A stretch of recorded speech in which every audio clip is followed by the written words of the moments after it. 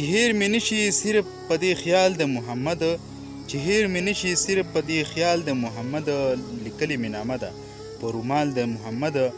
او د حسن او اخلاقو انساني نشته دنیا کې، د حسن او اخلاقو انساني نشته دنیا کې، منلی دی هر چا لال و جمال د محمد. د هر یو مسلمان په دې پوره یقین دی، د هر یو مسلمان په دې پوره یقین دی، پیدا به بل نشي په مثال د محمد.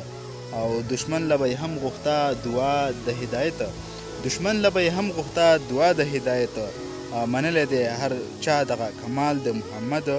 او د دې منظر لیدونکي به عاجزه بختور وي، د دې منظر لیدونکي به عاجزه بختور وي، جلب چې د براق نیسي بلال د محمد.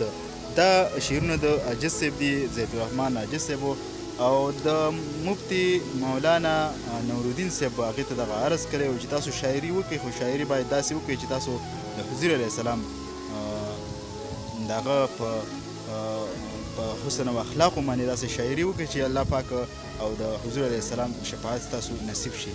نو هغه دغه ښکلي اشعار لیکلي دي، او غواړم چې دغه اشعار تاسو ته د هغه په ژبه هم واورئ تاسو. نو راځئ د سیټ ته د نورالدین اغا صاحب یو کلیپ واورئ، هغې نه پس به د زید الرحمن عاجز صاحب دغه شعرونه واورئ. خو تر هغې مخکې زه تاسو ته یو شارټ شعري پیغام در کومه چې شاعري کول یو ښه کار دی. شاعرۍ سره د قام چې کوم سوچ دی هغه هم بدلیږي، او د قام سوچ د یو ښه شاعر په توګه د یو ښه فکر طرف ته راوړي. نو تاسو باید داسې شاعري وکړئ لکه څنګه چې عاجز صاحب دغه شعرونه ویلي دي. نو واقعا چې د عاجز صاحب دغه شعرونه نه وي ویلي یا یې لیکلي نه وي، نو زما د خولې نه او ما د ځانه هم نشو کولی. خو داسې ده چې هغه پښتانه متل کوي چې کوم شاعر دی هغه د قام سترګه ده. د سترګې په مطلب به تاسو پوه شوي د دغې انسانانو چې کوم معاشره کې ژوند کوي، د هغې سوچونه او فکرونه دغه یو ښه طرف ته راړول دغه د قام سترګې دي. خو داسې ده چې د زید الرحمن عاجز صاحب ټول شعرونه ډېر ښکلي دي، زما خوښېږي هم. او د تاسو ته ښکارېږي په دې پکچر کې چې د سره موږ ملاقات هم په یو ځای کې شوی و. نو الله پاک دې ژوندی لري او صحتمند دې خدای پاک لري. او د مولانا نورالدین صاحب د هغې په باره کې یو کلیپ ریکارډ کړی و، نو دغه زید الرحمن عاجز صاحب هغې لپاره دغه ښکلي شعرونه ریکارډ کړي دي. راځئ تاسو یې واورئ، زه یې هم واورم د زید الرحمن خپل غږ کې.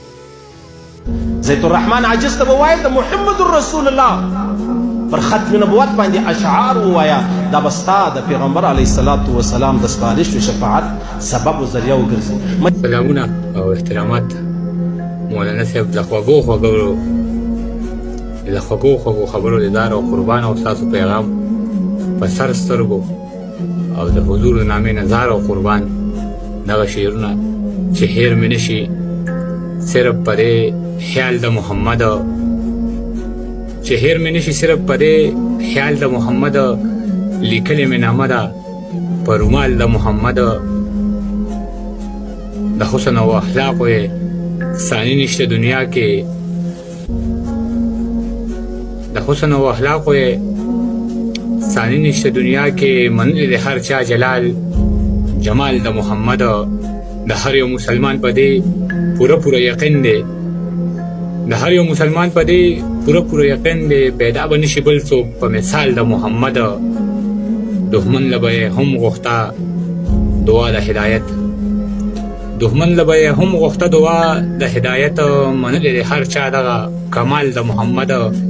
د دې منظر لیدونکي به عاجزه بختور وي، جلب چې د براق نیسي بلال د محمد.